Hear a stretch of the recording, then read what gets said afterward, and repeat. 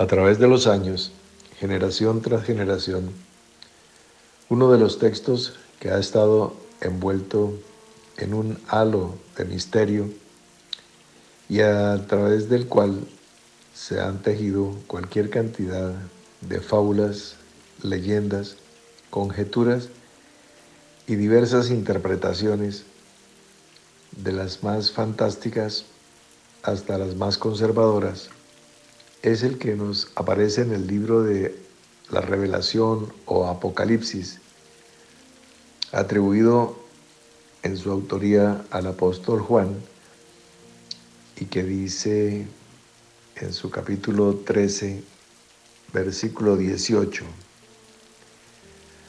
Aquí hay sabiduría. El que tiene entendimiento, cuente el número de la bestia, pues es número de hombre, y su número es 666. Este texto, como lo mencionábamos, ha sido interpretado, codificado, decodificado, y a través de él han existido inclusive escuelas de interpretación.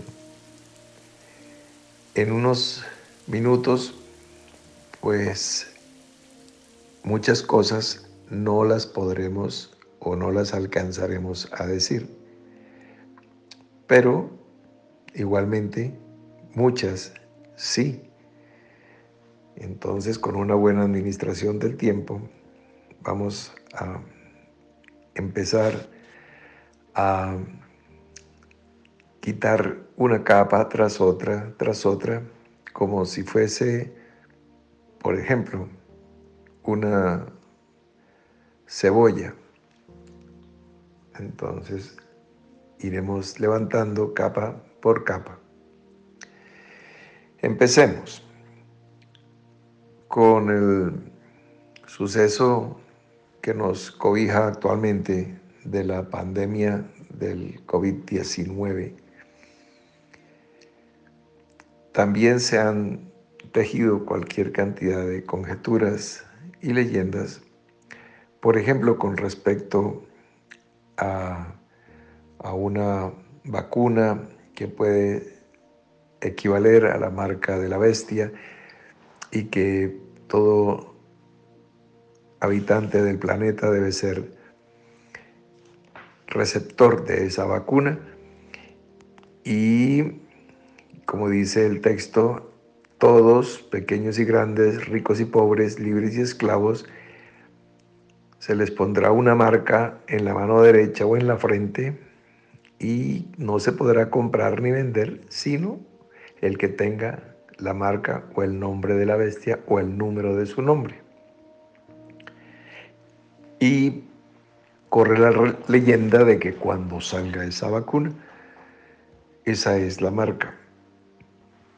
Y entonces el que la tenga podrá funcionar civilmente, y el que no la tenga, pues estará atentando contra la población mundial, porque no está queriendo contribuir con la salubridad, con la campaña de la Organización Mundial de la Salud.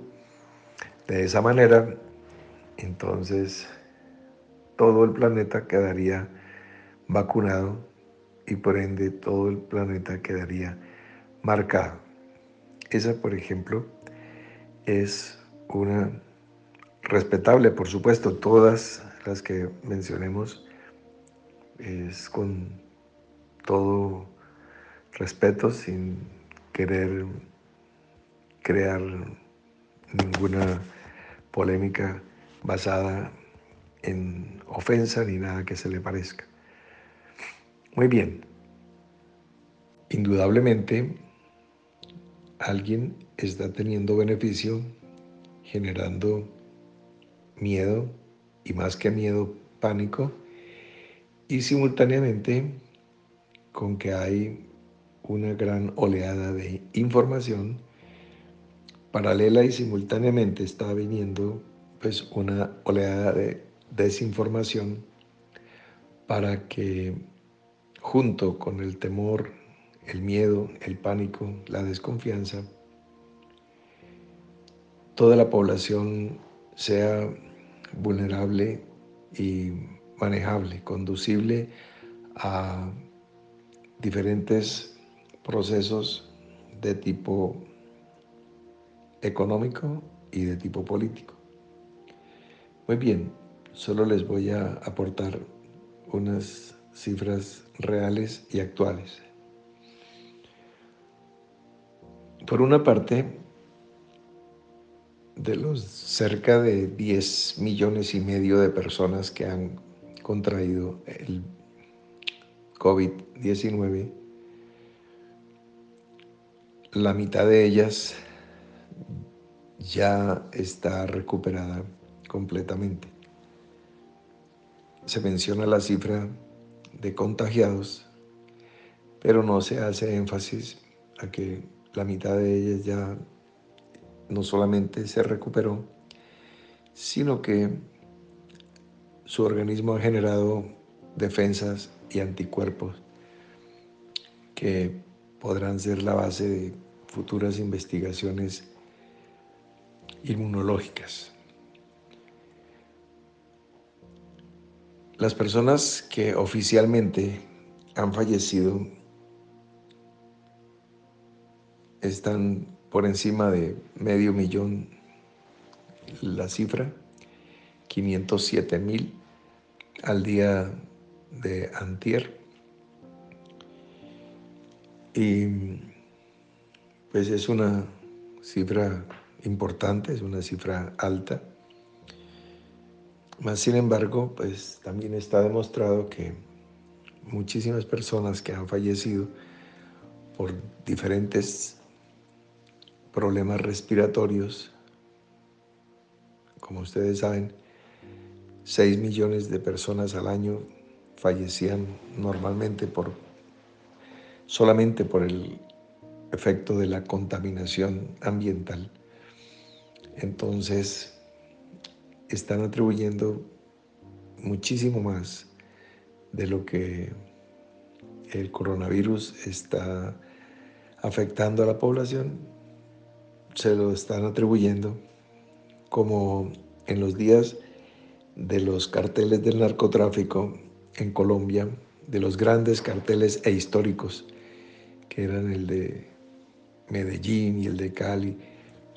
Y cuando empezaron a activarse bombas en las grandes ciudades, pues inmediatamente todas y todos los actos terroristas eran atribuidos a la misma o mismas personas, como si la delincuencia o el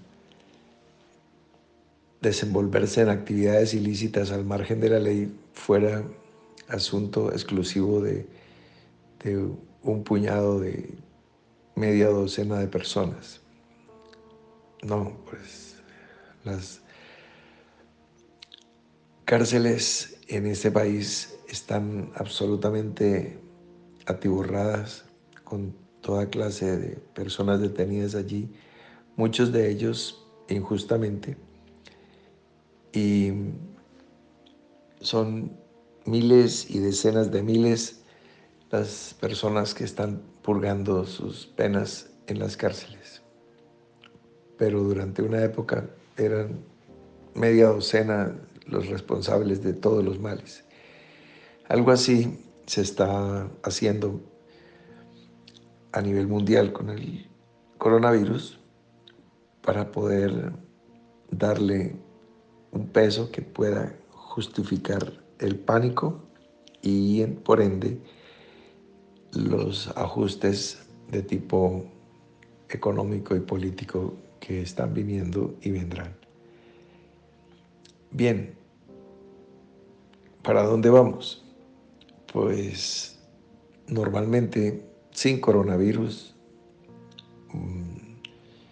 todos los días mueren en el planeta 155,520 personas. pero simultáneamente todos los días nacen 372.960 personas. Restando los que mueren de los que nacen, nos da un aumento poblacional de 217.440 personas. Esto quiere decir que ayer terminó antier, el primer semestre del año. Hoy es jueves, que viene siendo tal 2 de julio. Bueno, ustedes me disculpan que no tengo un almanaque aquí a la mano. Bueno, el 30 de junio acaba de pasar y ahí concluye el primer semestre. Y en ese primer semestre, oficialmente, con datos inflados y recontrainflados, muere 500.000 de personas por COVID-19, pero simultáneamente han nacido 40 millones de personas. Y hay más riesgo de que la curva de muerte por coronavirus descienda a que descienda el crecimiento poblacional por reproducción natural. Como en los días en que vino esta revelación al apóstol Juan en la isla de Patmos, la revelación del Apocalipsis, en aquellos días predominaba política y militarmente el Imperio Romano. Entonces la exégesis bíblica interpreta que el responsable de todos los males es el emperador de Roma. Como se habla de los 7 montes, pues eso es Roma, y con artilugios gramaticales como que Roma es la palabra amor al revés. Entonces prácticamente Roma y anticristo son sinónimos. Como Roma es la capital del imperio y a la vez la capital de la gran iglesia católica romana propiamente dicha, entonces por muchas generaciones se le han atribuido también todos los males a través de ese tipo de interpretaciones a Roma y a sus representantes eclesiales, en cabeza del sumo pontífice u obispo de Roma o el papa, cualquiera de esos calificativos. Entonces vinieron las famosas Vicarius Filii, Dux Cleri, palabras latinas que, sumando los números de las letras y números romanos, nos da 666.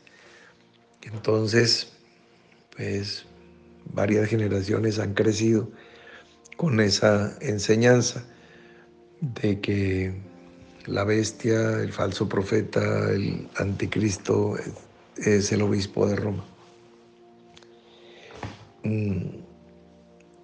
Si estos intérpretes de las escrituras estuvieran mostrando la plenitud, la llenura del espíritu de sabiduría y de revelación, y no que ante la falta de discernimiento y a la falta de conocimiento, pues se le aplica al más cercano y al más obvio, pues con ese mismo rasero fue que el Señor Jesucristo fue condenado, señalado y condenado, porque la interpretación de lo que Él decía y hacía fue con unas herramientas demasiado elementales, demasiado simples para poder entender la grandeza del mensaje y de su testimonio integral. Muy bien, como la higuera de Israel reverdeció en el año 1948, año en que volvió a recibir su estatus como Estado en el Concierto de las Naciones, entonces a partir de allí tenemos que varias palabras del Señor apuntan a que tengamos como referencia a Israel en general, a Jerusalén en particular. Y bueno, su primer jubileo, después de 7 semanas de años, a partir del 14 de mayo de 1948, fue en 1998, cuando cumplió su año 50. La vida del hombre escriturariamente son 70 años y en los más robustos 80.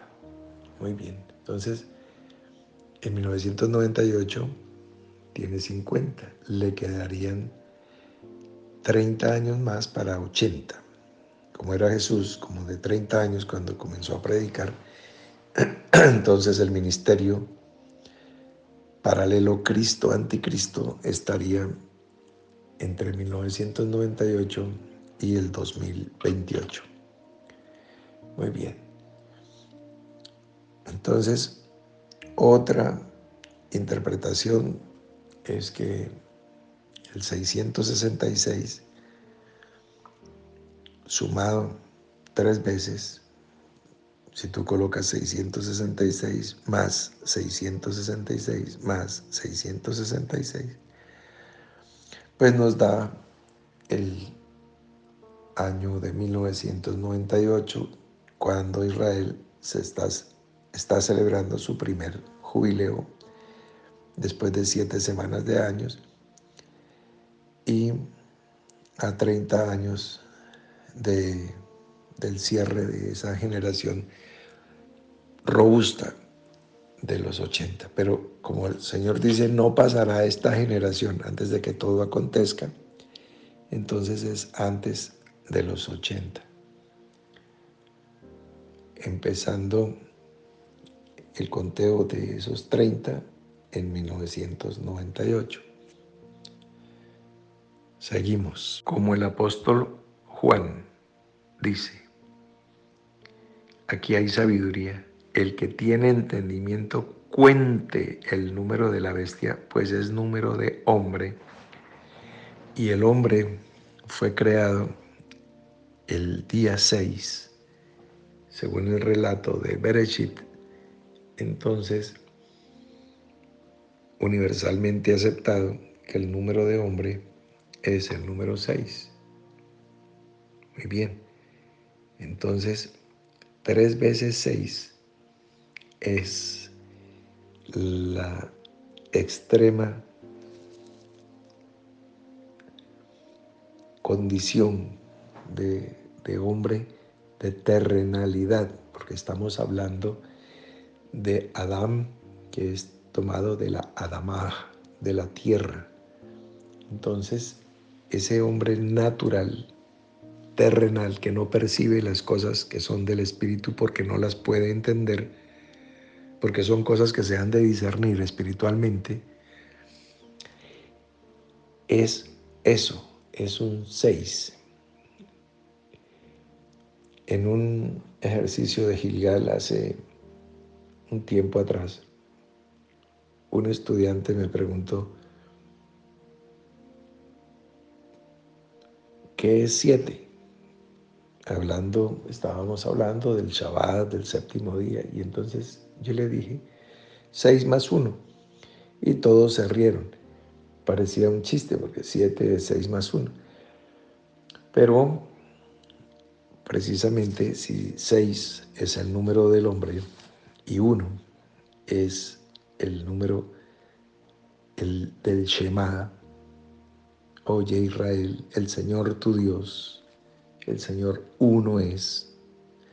Entonces, si Dios es uno, el hombre es 6, 7 es Dios manifestado en carne, el misterio de la piedad, la perfección, la completación, la gloria para el hombre y el trabajo concluido para Dios que se propuso: hagamos al hombre a nuestra imagen y conforme a nuestra semejanza. Entonces, si el hombre está separado de Dios, es un 6, pero el hombre con Dios sumado es un 7. Ese es entrar en el reposo, ese es el Shabbat. No estamos diciendo nada contra guardar el séptimo día, no, estamos simplemente haciendo una sumatoria y hay sabiduría, y el que tenga entendimiento que cuente, ¿no? El número del hombre, el número de Dios. Seguimos. Entonces, ese 666 son 3 veces el número 6, o sea, 3 veces la condición del hombre. Y si el hombre está formado por espíritu, alma y cuerpo, pues es la condición terrenal del hombre integralmente. Ahora bien, si hacemos un ejercicio sencillo, voy a iniciar la suma y les dejo la tarea para no cansarlos. Vamos a sumar en orden los números, uno por uno. 1 más 2 más 3 más 4 más 5 más 6 más 7 más 8, así. Vamos a empezar. 1 más 2, 3, más 3, 6, más 4, 10, más 5, 15, más 6, 21, más 7, 28, más 8, 36, más 9, 45, más 10, 55, más 11, 66. Voy a parar ahí en 66. Más 11, 66. Entonces ustedes siguen más 12, más 13, más 14, más 15, más 16. Y sigan hasta que lleguemos al 6, que es el número del hombre, multiplicado por 6. 6 por 6, o sea, hasta el 36. Y nuevamente encontrarán, los dejo para que lo hagan después del programa de Misterios Bíblicos, nos dará 666. O sea, los números sumados, los números multiplicados, nos están hablando de esa naturaleza terrenal elevada a esa potencia. Como lo dijimos al comienzo, pues son muchas cosas las que no alcanzamos a decir, pero sí son muchas las que hemos dicho. Vamos a decir algo más. La Escritura nos dice en Segunda de Crónicas, capítulo 9, versículo 13, que el peso del oro que venía a Salomón cada año era 666 talentos de oro. Con ese texto, algunos estudiosos o intérpretes han dicho que si el peso del oro es 666 talentos, entonces este es una representación del dinero. Entonces, a partir de un momento dado, el que compre o venda o use el dinero, sea por medio de microchip, por medio de tarjeta, como sea, el, el, la, la manera de intercambiar bienes o servicios por una equivalencia universal sería el oro. Entonces, pues esa será la manera de controlar a todo el mundo.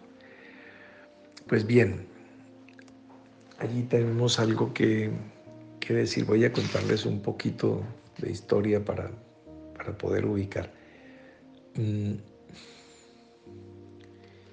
Es importante decir que David vivió 1000 años antes de Cristo y David recogió la ofrenda para Salomón, su hijo, y dejó a Salomón con la tarea de construir el templo.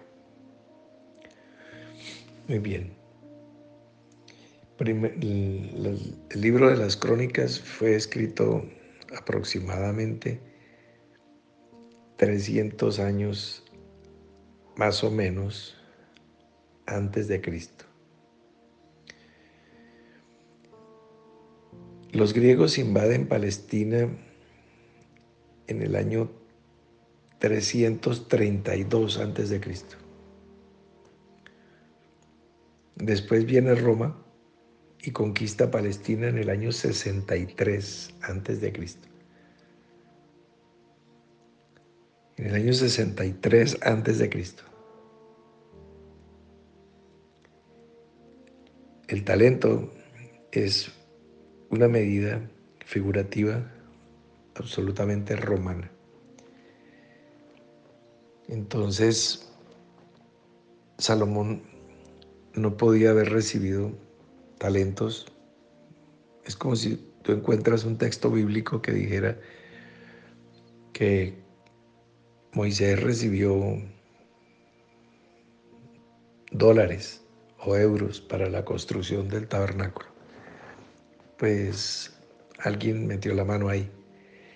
A propósito de la pregunta que nos regalaba la hermana Andrómeda y que hemos venido mostrando, pues ahí vamos a ir evidenciando cosas. A propósito del 666, pues no podía ser talentos, como lo pueden constatar con la historia. Mire, en el texto de la Biblia Septuaginta, Primera de Crónicas, capítulo 29, versículo 7, está recogiendo David precisamente la ofrenda para aportar a la obra del templo. Entonces, es una obra tremenda. Y el texto original dice que se recibió una donación de 10,000 dáricos. Un dárico es una moneda de oro de 8,42 gramos de oro, casi puro. Esa moneda fue acuñada por Darío I, el rey de Persia. Y esta moneda fue acuñada en el año 510 en honor a su nombre. Eran de oro, como les digo, pesaban lo que les digo. Fue la primera moneda en circular en Palestina por ser parte del Imperio Persa cuando Darío, el Imperio Persa es hegemónico en Palestina. Estamos hablando del año 589. O sea, todavía faltan casi 400 años para que esté David reinando. O sea, las monedas todavía no las han acuñado. Y Primera de Crónicas 29, capítulo 7 dice que David recibió esas monedas. En algunas Biblias, y creo que la Reina Valera también, dentro de la ofrenda figuran los dracmas. Pero los griegos invaden Palestina en el año 332, que es donde pueden aparecer los dracmas. Antes no existen. O sea, faltan casi 700 años para que Salomón construya el templo. Y todavía pues, no habían llegado los dracmas. ¿Se entiende? Espero que sí. Bueno, entonces, estas anacronismo se llama esto porque son unas cosas como decir, entonces el apóstol Pedro sacó su smartphone y llamó a Juan y le preguntó, pues no, alguien escribió eso y eso no es conforme a los tiempos y a la historia. Pero el punto es los 666 talentos de oro. No estamos mirando pues cuántas manipulaciones nos pueden haber hecho, porque de todas maneras eso no pone ni quita. La historia es así.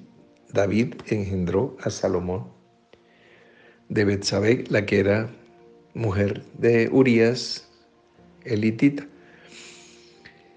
Interesante que haya un hitita como oficial del ejército de Israel. Y bueno, esto es así, esa es la historia. Y Salomón es el que construye el templo. Sino que estas cositas no son así, como cuando un padre corrige a su hijo. No debes decir mentiras, ni siquiera pequeñitas. Debes ser veraz en todo. Bueno, hemos visto un panorama bastante grande al que nos asoma toda la palabra profética y bueno, ustedes ya podrán empezar a leer, a escudriñar, a inquirir, a indagar, a preguntar, a pedir y bueno, muchas cosas nuevas y mayores vendrán por cuanto pues está sucediendo lo que está sucediendo. Tú estás fiel y creciendo en tu fidelidad. Entonces, al que tiene, se le dará más.